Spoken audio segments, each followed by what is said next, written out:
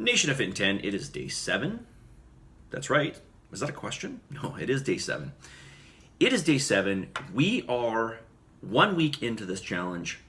9 more weeks to go. You can see how quickly this challenge goes, right? It goes super, super fast.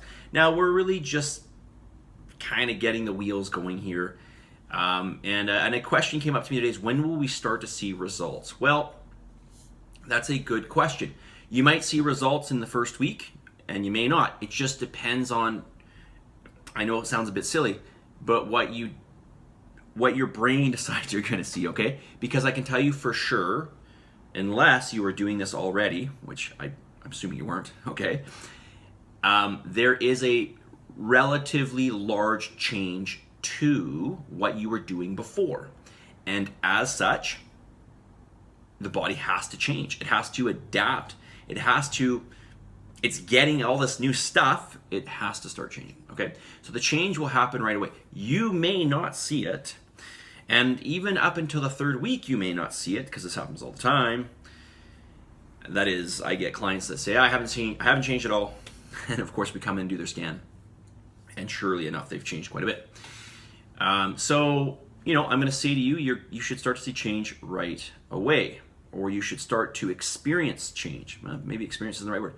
Your body should start changing. Whether you will see it or not, at this point, I don't know, okay? But you just have to keep faith that you are changing, okay? Now, I want to remind you too, 1 week in the grand scheme of your life is really nothing, right? And for you to get to where you really want to be, and don't get me wrong, you can make substantial change in this challenge. 3 months, I don't know where I got 3 months from. 10 weeks, 2.5 months really. 70 days is really nothing in the fitness journey, okay? In your fitness journey. So, but yes, you can still make good change in that amount of time. And yes, you will see change. You should see change almost within the first week. But I want to remind you that it takes time. Things take a lot of time, I mean, I've always loved bodybuilding since I was a kid. I always want to see my body change. I still see my body changing at, 42 years of age right now. So, it continues, right? And I started when I was about 9, so a long time, right? 33 years? But my point is that I hope that you will leave this challenge and continue. The 10 weeks is really nothing, okay? So you should see change right away, and I'm gonna stop on this topic and move on. Getting in all your macros. Is it important? Yes, it's so important. Get in all your macros. That's all I'm going to say on that. Well, actually, no, that's not what I'm going to say on that. Listen, somebody asked me today, why am I getting so many carbs? And my answer was a bit of a cheeky one. I said, you're not. Okay? But really, this person is not, and you're not. Nobody's getting a lot of carbs in this. You're getting a reasonable amount of carbs. It certainly isn't high. It certainly isn't low. It's kind of a moderate amount. If you want to know on a percentage basis of your total calories, which is how we derive your macros, it's based off of percentages of your calories. You're at 42% of your calories. Okay? Again, not high. High would be like, 60, 70%, 80%. That would be very high, right, of your calories. But 42%, it's kind of, it's kind of average. Okay? You can expect your protein to go up a little bit, percentage-wise, and you can expect your energy sources, these being your fats and your carbs, to go down a little bit, okay? And that's not to say that protein can't be used as energy, but we don't really think of protein as an energy source when it comes to fuel for the body, okay? So you're not getting a lot. I'm just going to tell you right now, you're not getting a lot. You might think you're getting a lot, but you're getting less. You're getting less of everything except probably protein. You're getting less of everything than what you were before. Trust me on that, or else you just wouldn't lose weight. Because I already know you're getting more protein than you were before, okay? I guess I can't say I know for sure, but I can say I pretty much know for sure, okay? Also, with this, remember, it's not what you're doing on the day. Of course, it matters what you do every day. That's not what I'm saying. What I'm saying is it's a progression and a consistency of this thing that we're doing over time. And that's where the magic lies. Okay? So while you might feel full now, you may not in 7 days. And that's right, your macros didn't change. It's just it's a cumulative effect. Okay? What I tend to see with people, because people swear up and down that they're eating less calories than what I give them, what I think happens, because it is really about, obviously the types of macros matter, okay? But at the end of the day, it's energy balance. What's probably happening with people is their calories are all over the place. This is probably what's happening. I say probably because I don't actually know. I don't know what you've been eating.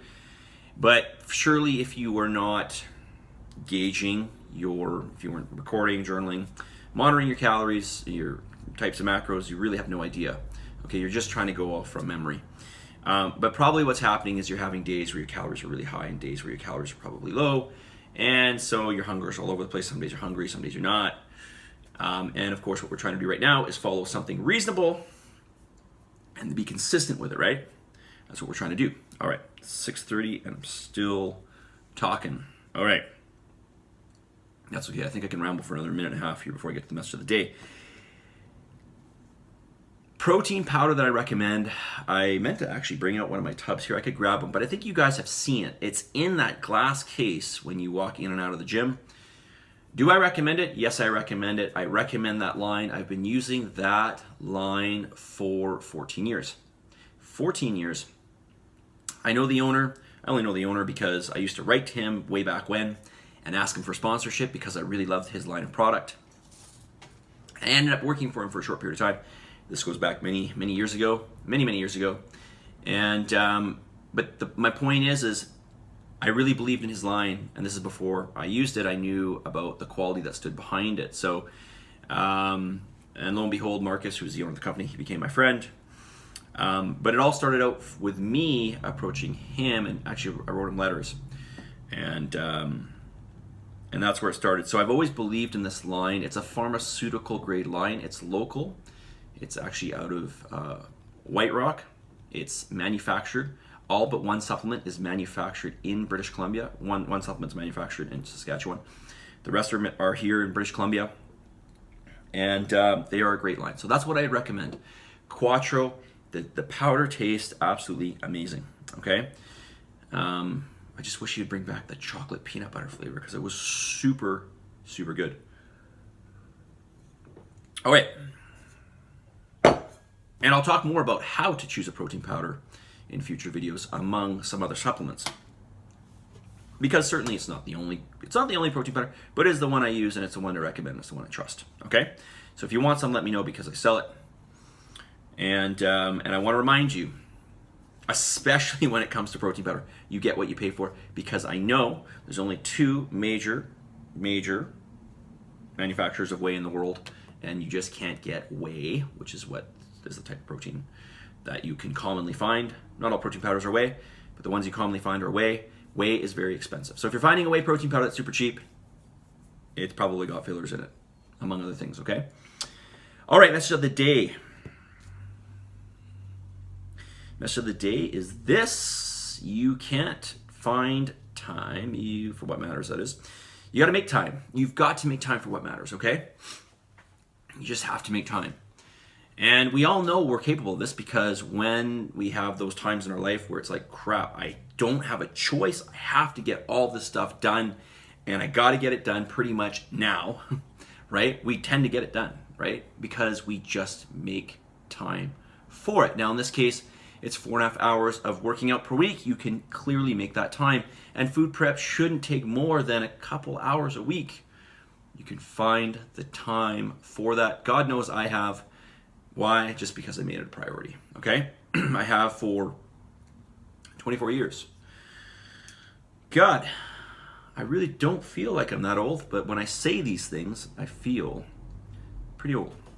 Pretty old. Not that 42 is old, but it's just weird to say that because I think that I'm actually about 24. Anyways, that's all I'm going to say, okay?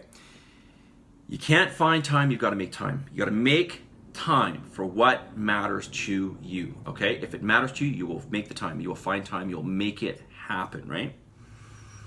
Anything I've ever really wanted to, I've said I wanted to do things before and I haven't done them. Well, just clearly because I didn't really want to do them.